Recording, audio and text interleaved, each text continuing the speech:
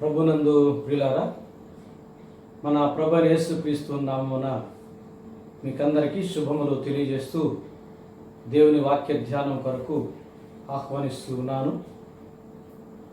ఇప్పటి వరకు మనం ఆదికాండం మొదటి అధ్యాయాన్ని క్రమముగా 4 వీడియోలుగా ధ్యానం చేసి ఉన్నాము. అందులో కొన్ని కఠినమైన ప్రశ్నలకు కూడా సమాధానాలు మనం చెప్పుకోవడం జరిగింది. అలాగే ఈ సమయంలో ఆదికాండం 2వ అధ్యాయాన్ని మనం ధ్యానం చేయబోతూ ఉన్నాము. దయచేసి గమనించాలని మనం చేస్తున్నాను. ఆదికాండం 2వ అధ్యాయం మొదటి 3 వచనాలను మనం గమనిస్తే దేవుడు విశ్రాంతి దినమును దీవించినట్టుగా మనం చూడగలుగుతాం. ఒకసారి మనం మొదటి అధ్యాయంలోని విషయాలను జ్ఞాపకం చేసుకుంటే, దేవుడు మొట్టమొదట దీవించింది ఎవరిని? జలచరములను, ఆకాశ పక్షులను. తర్వాత ఎవరిని దీవించాడు? నరులను. తర్వాత ఎవరిని దీవించాడు? విశ్రాంతి దినమును. ఈ క్రమమును మనం మర్చిపోకూడదు. విశ్రాంతి దినమును దేవుడు ఎందుకు దీవించాడు అంటే మన కొరకే దీవించాడు. విశ్రాంతి దినము మన యొక్క క్షేమము కొరకు, మన యొక్క వెసులుబాటు కొరకే దీవించాడు. మనం దీవించబడాలని, దేవుడు మనల్ని దీవించాలని ఆ దినమును ఆశీర్వదించాడు. దేవుడు అలసిపోయి విశ్రాంతి తీసుకోలేదు. 6 రోజులకి మానవుని మనుగడకు చేయవలసినంత చేసి ముగించినాడు గనక, ఇక మానవుని మనుగడ కొరకు ఈ సృష్టిలో చేయవలసింది లేదు గనక ఆయనకి పని చేయలేదు, లేదు పని ముగించినాడు అని చెప్పడానికి విశ్రమించును అన్నాడే కానీ, వాస్తవానికి దేవునికి విశ్రాంతి అవసరమా? ఆయన అలసిపోయేవాడా? అలసిన వానికి, సొమ్మసిల్లు వానికి బలమునిచ్చేవాడు, ఆదరణ ఇచ్చేవాడు దేవుడు. ఒకవేళ ఈ భూమి ఆకాశంలోనైనా దేవునికి పని ఉండేది? మహా ఆకాశముల్లోను, పరలోకములో, పరమాకాశంలోను పనులు లేవా? మరి ఆ పనులు ఎవరు చేస్తారు?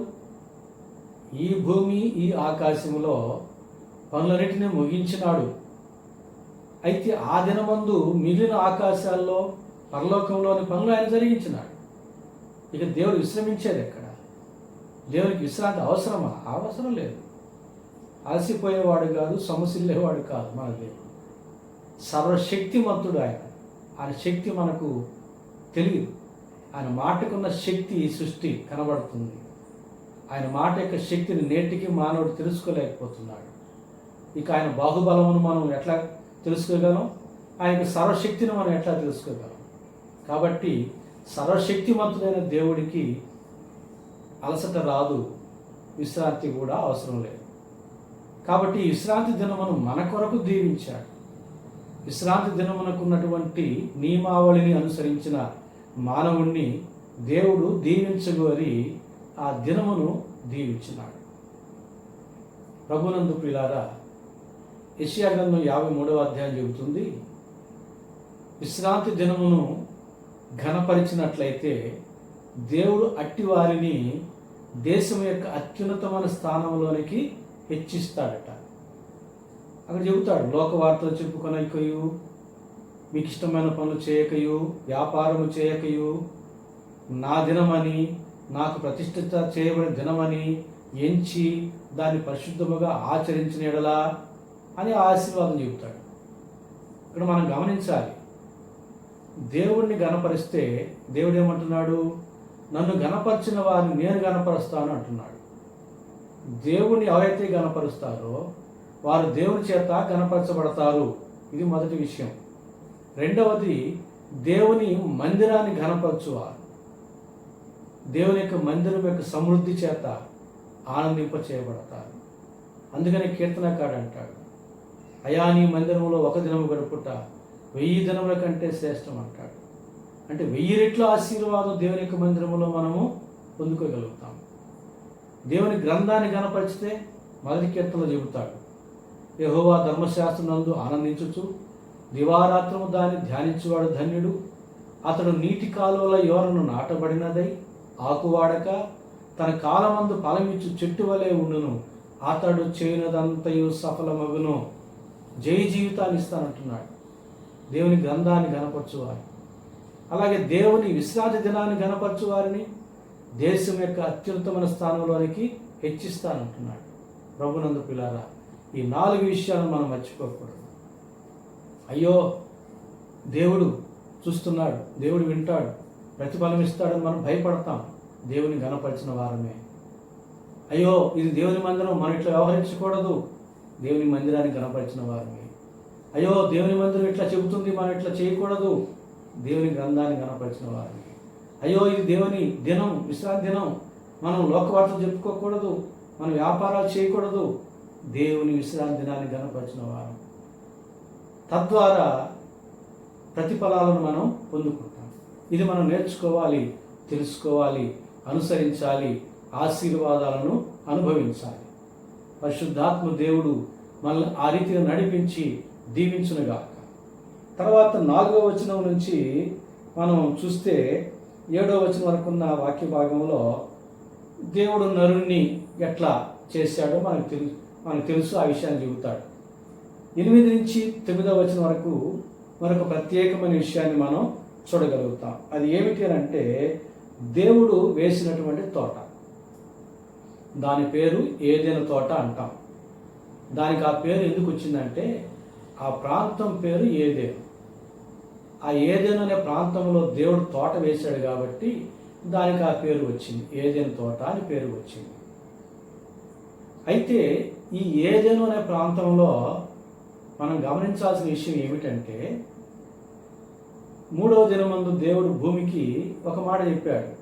తమ తమ జాతి ప్రకారంగా సమస్త వృక్షములను గడ్డిని భూమి మొలిపించునుగాక అని చెప్పినప్పుడు, కొండల్లో తగిన చెట్లు, మంచు ప్రాంతాల్లో దానికి తగిన చెట్లు, ఎడారుల్లో దానికి తగిన చెట్లు, అరణ్యాల్లో దానికి తగిన చెట్లు భూమి మొలిపించి, మరి మైదానాలను, పొలాలను, తోట ప్రాంతాలను విడిచిపెట్టేసింది. అది మానవుడు పొలం చేసుకుంటాడు, తోటలు వేసుకుంటాడు. అందులో భాగంగా ఈ ఏదెను ప్రాంతంలో చక్కగా మైదానం ఉంది, ఒక చెట్టు కూడా భూమి మొలిపించలేదు. కనుక దేవుడు మైదానంగా ఉన్నటువంటి, చక్కగా అనుకూలంగా ఉన్నటువంటి ఆ ఏదెను ప్రాంతాన్ని చూశాడు. ఎంతవరకు చూశాడో తెలియదు కానీ, ఆ ఏదెను యొక్క సరిహద్దు ఎంతవరకు ఆయన అనుకున్నాడో మనకు తెలియదు కానీ భూమికి తెలుసు. కనుక ఆ హద్దుల వరకు ఆ ఏదెను ప్రాంతంలో భూమి ఏ చెట్లను కూడా మొలిపించలేదు. కనుక దేవుడు ఆ ప్రాంతాన్ని ఎన్నుకున్నాడు. ఆ ప్రాంతంలో ఎన్నుకొని అక్కడ ఒక తోట వేయాలనుకున్నాడు. అది దేవుని తోటగా పేర్కొనబడాలి అని అనుకున్నాడు. కాబట్టి దేవుని తోటగా పేర్కొనబడాల్సినటువంటి ఆ తోటలో ఉండేటటువంటి చెట్లు ఎలాంటివి ఉంటాయి? ప్రత్యేకమైనవిగా ఉంటాయి. మిగిలిన భూగోళం అంతా ఉండేటటువంటి చెట్లుగా ఉండవు, అవి ప్రత్యేకమైన చెట్లుగా ఉంటాయి. వాటిని కూడా దేవుడు భూమి ద్వారానే మొలిపించాడు. అది ఆశ్చర్యం. ఆ 8-9 వచనాలు నేను చదువుతాను, గమనించండి. దేవుడైన యెహోవా తూర్పున ఏదెనులో ఒక తోట వేసి తాను నిర్మించిన నరుని దానిలో ఉంచెను. మరియు దేవుడైన యెహోవా చూపునకు రమ్యమైనదియు ఆహారమునకు మంచిదియునైన ప్రతి వృక్షమును ఆ తోట మధ్యను, జీవవృక్షమును, మంచి చెడ్డల తెలివినిచ్చు వృక్షమును నేల నుండి మొలిపించెను. గొప్ప అద్భుత కార్యం ఇది. ఆ ప్రాంతంలోనే మాత్రమే దేవుడు భూమి ద్వారా నేల నుండి మొలిపించినాడు. ఏం మొలిపించినాడో తెలుసా? మిగతా చెట్ల లాంటివి కాదు, చూపునకు రమ్యమైనవి, చూస్తూ ఉంటే ఇంకా ఇంకా చూడాలనిపించేటటువంటి చెట్లు, ఫలములు. ఆహారమునకు మంచివియు అంటే శ్రేష్టమైనటువంటి ఆహారాన్ని ఇచ్చేటటువంటి చెట్లు. ఇంకా ఆ తోట మధ్యలో 2 ప్రత్యేకమైన చెట్లను మొలిపించినాడు. వాటిని కూడా భూమే మొలిపించింది. ఆశ్చర్యం చూడండి, జీవవృక్ష ఫలముల చెట్టును కూడా దేవుని మాట ద్వారా నేల నుండి మొలిపించబడింది. ఆ చెట్టు యొక్క ఫలం యొక్క ప్రభావం ఏమిటి? ఆ ఫలితం తిన్నవాడు నిరంతరము మరణానికి గురైన వాడు మరణించకుండా ఉంటాడు. ఎంత ప్రభావం కలిగిన చెట్టు చూడండి. అలాంటి చెట్టును కూడా దేవుడు నేల నుండి మొలిపించాడు. అయితే ఆ తోట యొక్క మధ్యలో దాన్ని మొలిపించాడు ప్రత్యేకంగా. ఆ పక్కనే మరొక చెట్టును మొలిపించాడు. మంచి చెడ్డల తెలివినిచ్చు వృక్ష ఫలమును కూడా మొలిపించినాడు. ప్రభునందు ప్రియులారా, ఆ తోటలో ఉన్నటువంటి చెట్లన్నీ కూడా ప్రత్యేకమైనవి. ఆ తోట మధ్యలో ఉన్నటువంటి ఆ 2 చెట్లు మరీ ప్రత్యేకమైనవి. అయితే ఇక్కడ దేవుడు ఆ తోటను వేసి ఆ చెట్లను మొలిపించి అక్కడ సేద్యపరచడానికి ఎక్కడో వచ్చి ఆదామును సృష్టించిన ఆ ఆదాము తెచ్చి తోటలో పెట్టాడు. తోటలో పెట్టి ఏం చేశాడు? ఆ తోటని సేద్యపరచడానికి ఒక నదిని పుట్టించాడు. ఆ నది 4 పాయలుగా ఆ తోటలో నుంచి పారేటట్టు చేశాడు. ఆ 4 పాయలకు పేర్లు కూడా ఉన్నాయి. పీషోను, గీహోను, హిద్దికలు, యోఫ్రటీస్ అనేటువంటి పేర్లతో ఉన్నాయి. ఆ 4 పాయలు తోటని తడపడానికి ఏర్పాటు చేశాడు. ఏదైనా తోటలోనికి ఆదాము తీసుకొచ్చి పెట్టాడు. ఎందుకో తెలుసా? 2 పనులు అప్పచెప్పాడు. 15వ వచనం నుంచి 17వ వచనం వరకు ఉన్న వాక్య భాగంలో దేవుడిని యెహోవా నరుని తీసుకుని ఏదైనా తోటను సేద్యపరచుటకును దాని కాచుటకును దానిలో ఉంచెను. మరియు దేవుడిని యెహోవా, ఈ తోటలోనున్న ప్రతి వృక్ష ఫలములను నీవు నిరభ్యంతరముగా తినవచ్చును. అయితే మంచి చెడ్డల తెలివినిచ్చు వృక్ష ఫలములను తినకూడదు. నీవు వాటిని తినుదినమున నిశ్చయముగా చచ్చేదమని చెప్పాను. ప్రభునందు ప్రియులారా, గమనించండి. ఆదామును తీసుకుని వచ్చి తోటలో పెట్టాడు. 2 పనులు అప్పచెప్పాడు. మొదటి పని సేద్యపరచడానికి. ఇంత పెద్ద తోటని ఒక్క మనిషి ఎట్లా సేద్యపరుస్తాడు? సందేహం రావచ్చు. కానీ అక్కడ ఆదాము విత్తనాలు వేసి వాటికి నీరు కట్టి ఎరువు వేసి పాదులు చేసి వాటిని కంటికి రెప్పలా ఈ తెగుళ్ళు, ఈ పురుగులు, కాకులు ఇవేమీ రాకుండా ఎన్ని చేసే పని లేదు అక్కడ. ఎందుకంటే అప్పటికి ఆ తెగుళ్ళు, ఆ యొక్క పురుగులు అవన్నీ లేవు. దేవుడు అక్కడ తోటలో ఫలభరితమైన చెట్లు, మహావృక్షాన్ని మొలిపించాడు అదే రోజున. కాబట్టి ఆ యొక్క సేద్యం చేయాల్సిన పని లేదు ఆదాముకి. ఫలించేటటువంటి మహావృక్షములను సేద్యం చేయాలి. ఏమిటి ఆయన చేసేది? నీరు కట్టడం, రాలిన పండ్లను, ఎండు ఆకులను, పండు ఆకులను తీసి వేరు చోట వేయడం, శుభ్రంగా ఉంచడం. అంత మట్టికి ఆయన చేయవలసింది. అప్పటికి చేసుకోగలడు నెమ్మదిగా, తొందర ఏం లేదు. 2వ పని ఏమిటి అని అంటే కాయుటకు అన్నాడు. ఆ తోటను కాయాలి. ఇప్పుడంటే తోటను కాచుకోవడం మనకు అర్థమవుతుంది. జంతువులు వస్తాయేమో, సర్పాలు వస్తాయేమో, పశువులు పడతాయేమో, కోతులు వస్తాయేమో, చెట్లను ఇంచి వేస్తాయేమో, పంటను తినివేస్తాయేమో, ఇలాంటి భయాలు ఉంటాయి. కాబట్టి మనం కాచుకోవడం అంటే ఏమిటో మనకు అర్థమవుతాయి. ఆ రోజుల్లో ఏమీ లేవు కదా, అలాంటి భయాలు ఏమీ లేవు కదా. ఎందుకంటే సమస్త భూజంతువులకి, ఆకాశ పక్షులకి, జలచరాలకి, మనుషులకు దేవుడు ఏదైనా తోట వేయక ముందు ఉన్నటువంటి చెట్లను ఆహారంగా ఇచ్చాడు. కాబట్టి ఆ జంతువులు, ఆ పక్షులన్నీ కూడా ఆ ఆహారం తింటాయి. ఈ తోటలో ఉండే ఫలమును మాత్రము ఒక్క ఆదాము అవలకి మాత్రమే ఇచ్చాడు.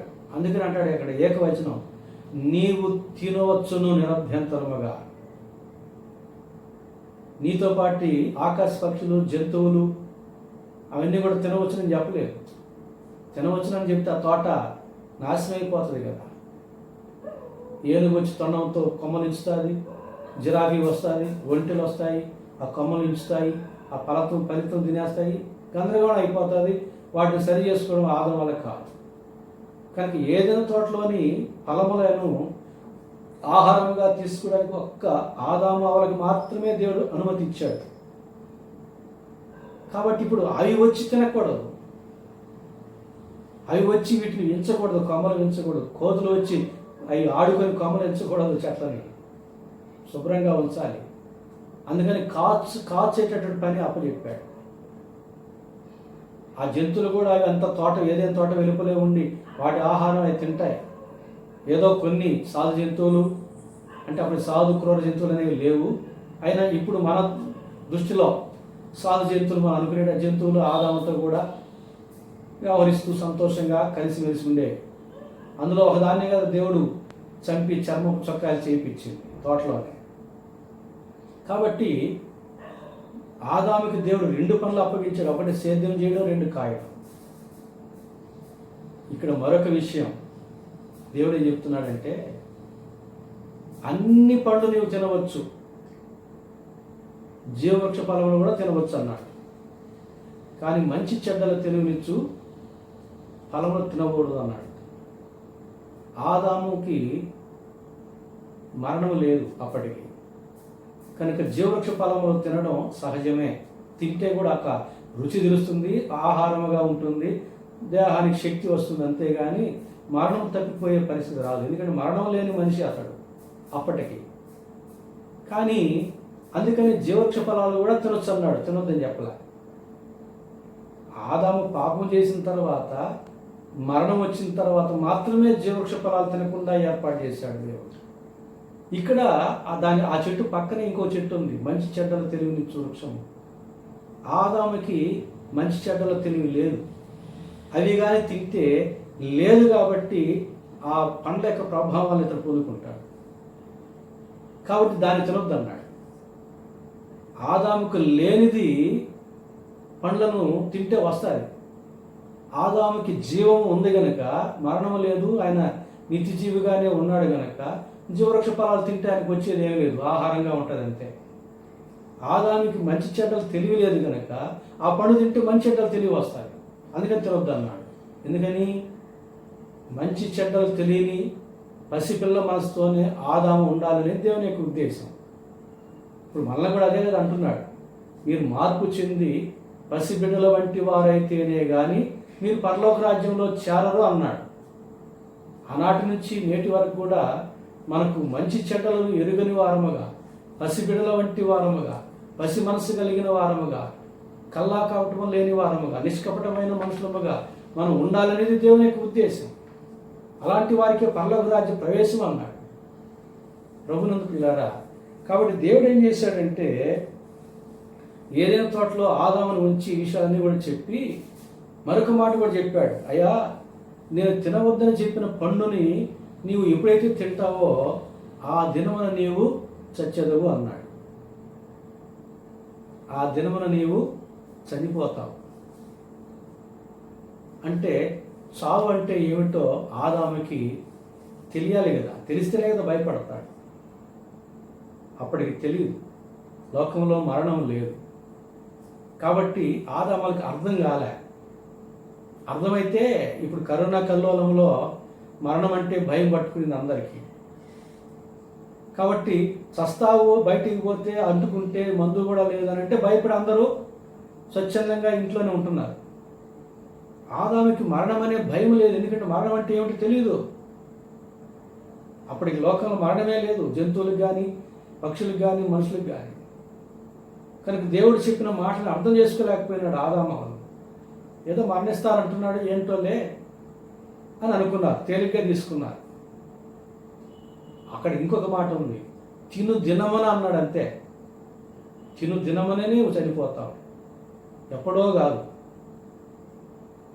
కాబట్టి దేవుడైన యెహోవా ఆదాముకి అన్ని విషయాలు చెప్పి ఆ తోటలో పెట్టాడు. ఆ తర్వాత ఏం చేశాడంటే, ఆదాము దగ్గరికి జంతువులన్నిటిని రప్పించాడు జతలుగా. ఎందుకంటే ఆదాము ఒంటరిగా ఉండడం మంచిది కాదని దేవుడు తలంచినాడు. సాటి అయిన సహాయం చేయాలనుకున్నాడు. ఏం చేయాలనుకున్నాడండి? సాటి అయిన సహాయం చేయాలనుకున్నాడు. సాటి అయిన సహాయం చేయాలనుకున్న దేవుడు అది ఆదాము మనసులో కూడా కలగాలన్న ఉద్దేశంతో అన్నిటినీ జతలుగా ఆదాము దగ్గర రప్పించి వాడికి పేర్లు పెట్టమన్నాడు. ఇప్పుడైతే మనం పేర్లు పెట్టాలంటే కంప్యూటర్ అంతా వెతుకుతాం, పుస్తకాలు అంతా పరిశోధిస్తాం, పెద్దవాళ్ళని అడుగుతాం, అనేక పేర్లను పరిశీలించి ఒక మంచి పేరును మనము మన బిడ్డలకు పెడుతూ ఉంటాం. కానీ ఆదాముకి అప్పట్లో అవన్నీ ఏమీ అందుబాటులో లేవు. కాబట్టి దేని బట్టి పేరు పెట్టుంటాడు? వచ్చిన ప్రతి జంతువుని కానీ పక్షులు కానీ వాటిని చూస్తాడు, వాటి ఆకారం చూసి కొన్నిటికి పేర్లు పెట్టాడు. పెద్ద పెద్ద ఆకారం ఉంటే ఏనుగు అన్నాడు, ఖడ్గమృగం అన్నాడు. ఇట్లా కొన్నిటికి వాటి రంగును బట్టి హంస అన్నాడు, తెల్ల కొంగ అన్నాడు. ఇట్లా కొన్నిటికి వాటి చేష్టలను బట్టి కోతి అన్నాడు, వాటి చేష్టలను బట్టి. ఇట్లా ఏదో చూసిన తర్వాత వాటి ఆకారాలను బట్టి కొన్నిటికి, వాటి యొక్క రంగులను బట్టి కొన్నిటికి, వాటి చేష్టలను బట్టి కొన్నిటికి పేరు పెట్టుకుంటూ వచ్చాడు.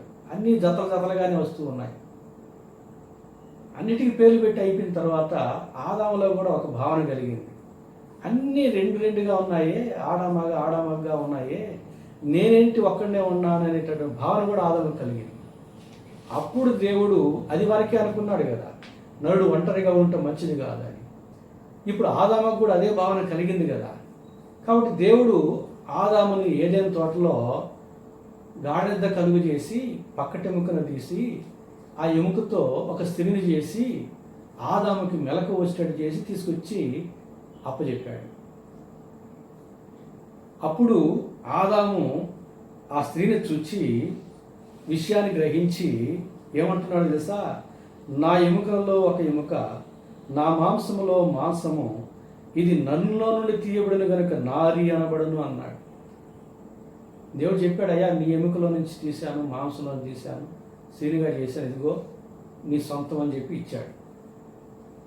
ఇప్పుడు సంతోషం అంటే అది వరకు అనుకున్నాడు కదా, నేను ఒక్కడనే ఒంటరిగా ఉన్నాను, నాకు కూడా తోడుంటే బాగుండు, ఈ జంతువులకి పక్షులకి ఉన్నట్టు అని అనుకున్నాడు కదా. ఆదాము అనుకున్నదే తడువుగా అది వరకే అనుకున్న దేవుడు గాఢ నిద్ర కలుగు చేసి ఏదైనా తోటలో ఆదాము యొక్క పక్కటెముకను మాంసం తీసి వాటితో స్త్రీని నిర్మించి ఆదాముకి మళ్ళా మెలకు వచ్చినట్టు చేసి తీసుకొచ్చి విషయం చెప్పి అప్పగిచ్చాడు కదా. ఇప్పుడు ఆదాము సంతోషం కదా, తాను ఆశించినట్లుగా తనకు ఒక తోడు దొరికిందని. సంతోషం వస్తే మనిషి యొక్క నైజం ఏమిటంటే ఒక రాగయుక్తమైన మాటలు మాట్లాడతాడు. మనిషికి సంతోషం ఎక్కువైతే ఆ మనిషి మాటలకి రాగాలు తోడు అవుతాయి. అందుకని ఇక్కడ ఆ మాటలు నా ఎముకల్లో ఒక ఎముక, నా మాంసంలో ఒక మాంసం అనేది ఒక పద్య భాగంలో రాశాడు. మిగతా మాటలన్నీ గద్య భాగంలో రాసి ఆ మాటలు మాత్రమే పద్య భాగంలో రాశాడు. అంటే ఆ మాటలకి రాగాన్ని జోడించాడు. అవలు చూడగానే పద్యం ఎత్తుకున్నాడో పాట ఎత్తుకున్నాడో మరి ఈ మాటలు ఒక రాగయుక్తంగా పలికినాడు, సంతోషాన్ని వ్యక్తం చేశాడు. ఆ సంతోషంలో ఆమెకు ఒక పేరు పెట్టాడు, నారి అన్నాడు. స్త్రీకి దేవుడు ఆ స్త్రీకి ఆదాము పెట్టిన మొట్టమొదటి పేరు ఏమిటంటే నారి. తర్వాత పెట్టాడు అవ్వ అని. పాపంలో పడిపోయి శపించబడిన తర్వాత అవ్వ అని పేరు పెట్టాడు. తర్వాత మనం 3వ అధ్యాయంలో చూస్తాం. కాబట్టి ఇక్కడ మొట్టమొదట ఆదాము అవ్వకి పెట్టిన పేరు, మొట్టమొదటి పేరు నారి. అయితే ఇక్కడ మరొక విషయాన్ని మనం గమనించాలి. సమయం లేదు కనుక క్లుప్తంగా నేను చెబుతున్నా. దేవుడు ఆదాముకి సాటి అయిన సాయము చేయాలనుకున్న దేవుడు ఏం చేశాడు? స్త్రీని చేశాడు.